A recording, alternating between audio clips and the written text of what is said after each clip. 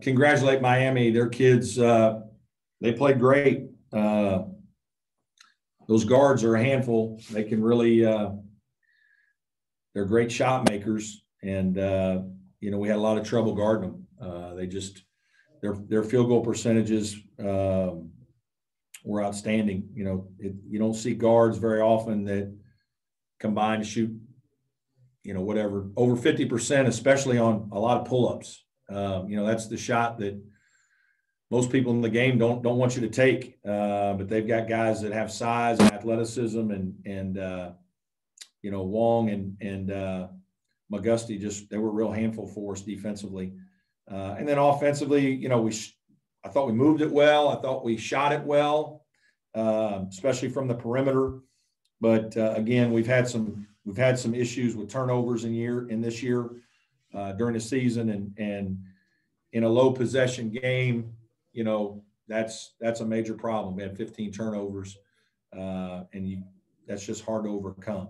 Miami's a good team. They've got really good players. They don't have a lot of players, but the 6-7 guys they play, their starting five is a handful. And we've played those guys 3 times this year and beat them on a 1-possession game down there, won about a 4-possession game at home, and then lost on a 1-possession game here. So I'm sure if we played them 10 times, they'd all come down to that.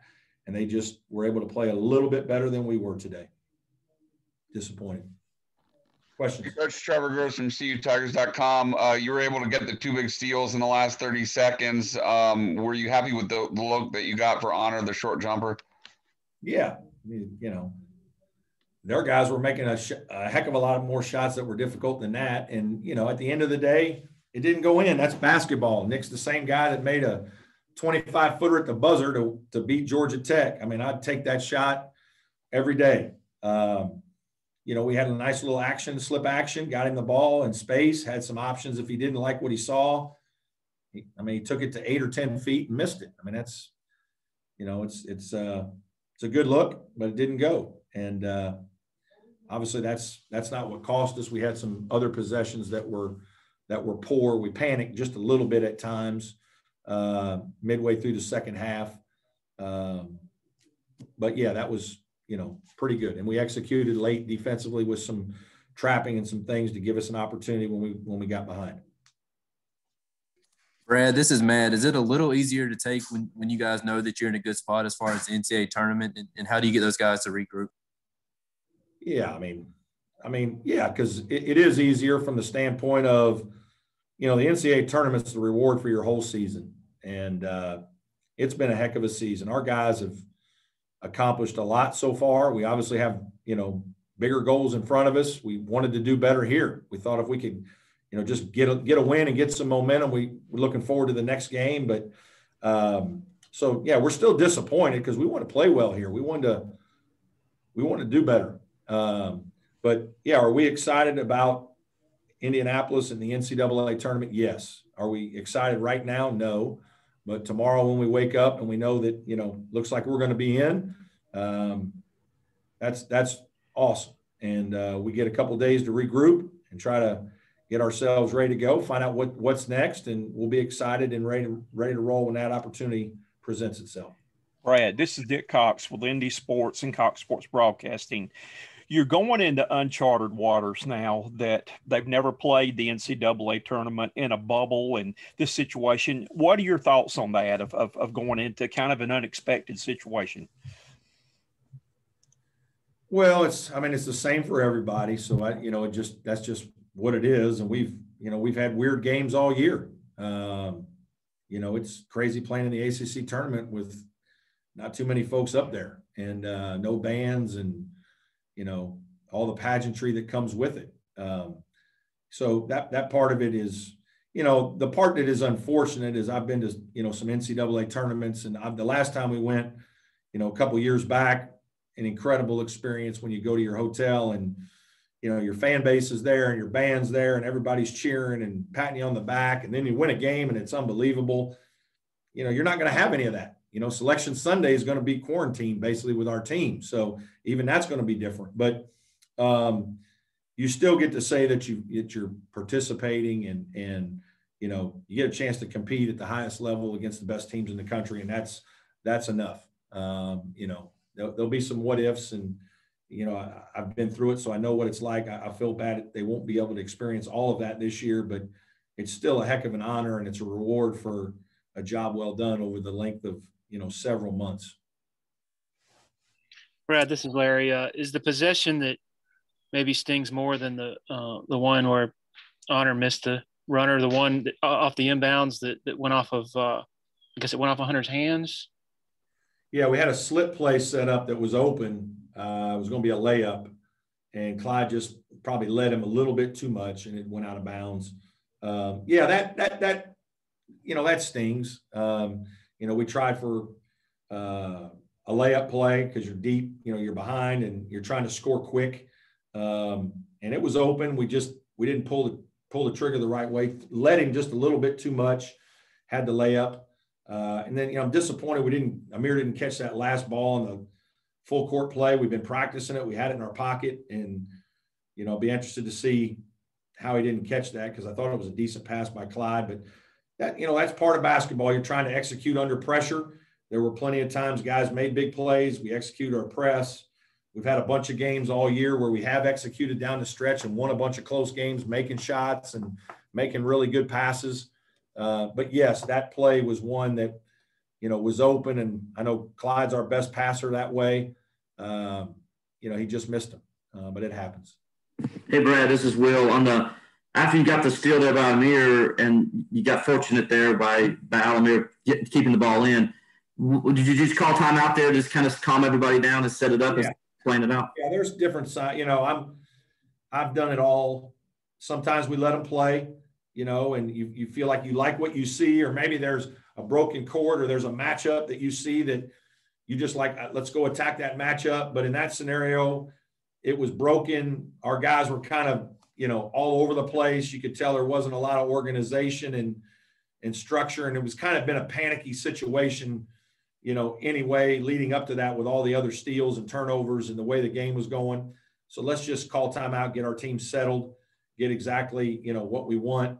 You know, I thought about going inside to Amir, but he really had kind of had a tough day inside. He was struggling and really wasn't against Brooks. It's hard for him to catch it deep enough to make a play. They had done some good things, I thought, within their defense to make it a little harder on him. And so we tried to, you know, use the ball screen slip action. And, you know, again, if we had it again and you told me Nick's going to get a little 8-footer in the lane, we're going to run that again. So it just, you know, didn't go. Coach, Brad, this is Matt. Just along those same lines, anything you could point to as far as maybe shooting better from three and kind of struggling more inside today? Well, you know, there are times that we're, you know, it just hard. You know, I don't know that we have, you know, we don't have a guard like they do that can just kind of go break one off as easily and maybe jump up at 12 feet and shoot over somebody and score. So we really have to kind of create some other kinds of, you know, baskets. Part of why we bring Amir away from the basket and open the basket area up for other things. You know, or, you know, certain games, certainly when Amir's got it going, we're going to feed him down in there. It wasn't a game where he had it really going down there. It was harder for whatever reason. He made a couple shots, but, you know, he wasn't a guy that was just scoring as much as he did maybe one of the other times we played him. So that happens. But again, we just kind of try to read situations and see what we can do. Coach, unusual just to see 11 combined free throws between both teams. What do you make of that? Was it just a pretty clean game? Yeah, I mean, both teams pride themselves on not fouling a lot. So I think both teams are pretty disciplined, and they're disciplined defensively.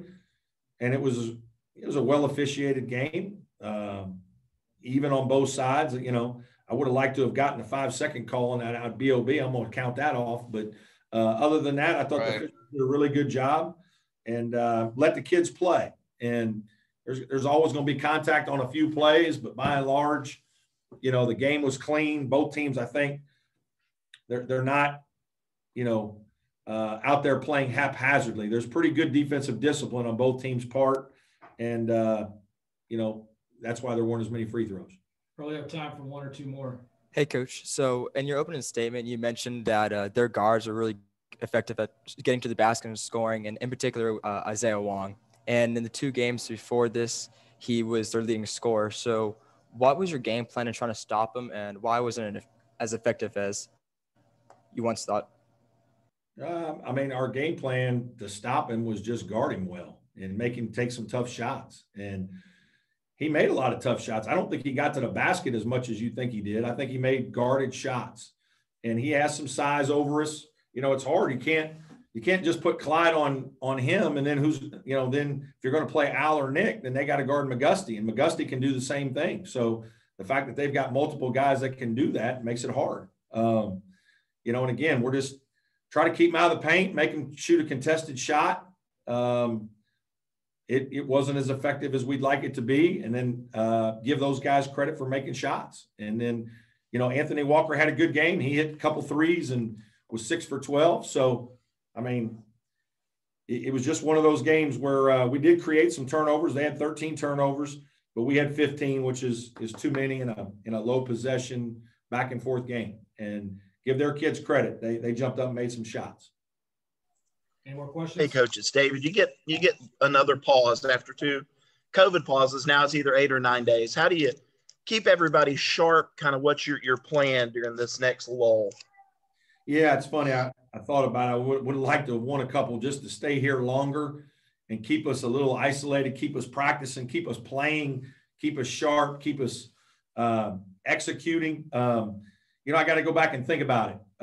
You know, we're going to take a couple days initially just to, you know, physically, because there are a lot of guys. Clyde's knee was really bothering me. Took him out of the game early. He really had a hard time in the first half.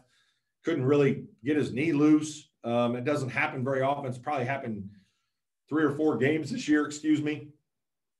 You know, we just have had a lot of guys log a lot of minutes, and just so we'll kind of refresh that way. Then we'll look at what we're doing and try to figure out some things to do a little bit better. If there's anything we need to change or, you know, enhance leading into the tournament. But it's, you know, it's going to be on us quick.